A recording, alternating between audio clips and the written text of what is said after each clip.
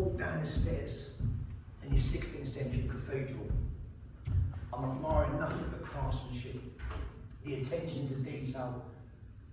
The stained glass tells a story. Absolutely architectural geniuses of our time. Architectural geniuses. When we led by example. And what we've done is every true British lady and gentleman had a progression of fire in their heart to work hard, to progress, to lead. And this message spread around the world. Therefore, we're responsible for a lot going on around the world in architectural design.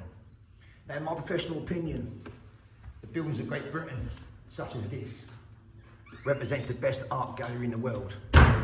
Now, when we talk about leaders, I've just come out of a meeting. Now, I'm in an environment that is completely new to me.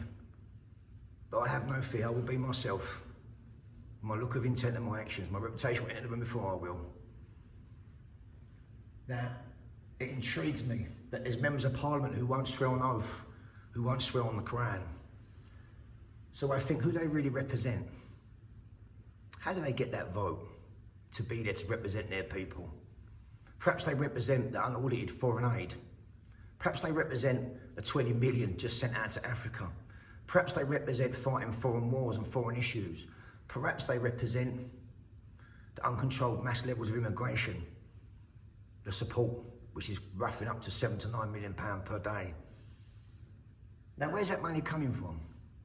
That money's coming from us, not just the working class, the upper class, the business owners, the bricklayers, the flower sellers, right the way through the board.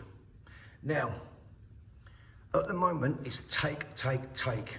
And there's no reinvestment into the British culture and the British land. We need to reinvest in the steel industry, the fuel, the food industry, the farming, not just for the best of the British people, but for the best of the British economy and for security reasons. God forbid, we have certain MPs now criticising major world leaders, way out of your depth. World War III could be upon us. We need to be self-sufficient and self-producing for our own people to survive. So if you've got a money pot and you keep taking from that money pot and you don't put back in, the money pot's going to empty. And this is what's happened to our people. We need reinvestment. We need reinvestment through the board. We need to reward business owners, those who employ, not punish them. We need to reward the working class. As a middle-aged man, I come home from work tired, I need to sleep.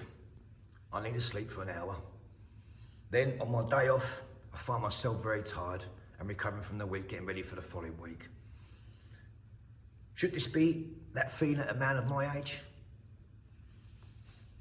Or your age?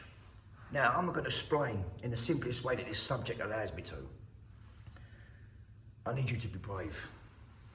I need you to be courageous. I need you to find that burning spirit, that British spirit in your souls.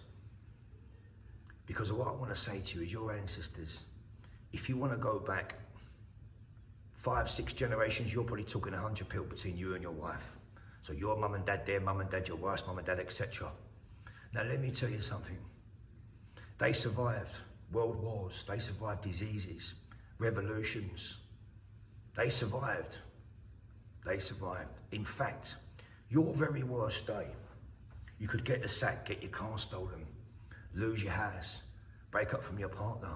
Your very worst day that you can think of was your ancestors' probably best day. That's a degree. So those out there scared to have an opinion, for those out there scared to talk because of fear of what the local opinion will be, what's right and what's wrong, I want you to choose the truth over sensitivity. Countless business owners approach me and say, Dean, I agree with you, but I can't be seen because of my business. This needs to stop. You need to make a stand, because believe you me, it may take a complete U-turn than you think. Your business could absolutely platform over it, because you are making a stand. You are making a stand. Now, what burns a hole in my soul is the fact that we're looking across the Atlantic for saviour. God bless Sir Donald Trump in his win, and I know it is a great win.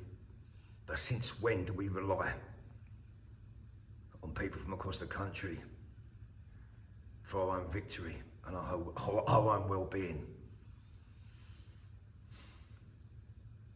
Ladies and gentlemen, you must be strong. Change is coming. You must stand. You must encourage your sons, your daughters, your grandkids. You must be strong. Now, I want to pledge this.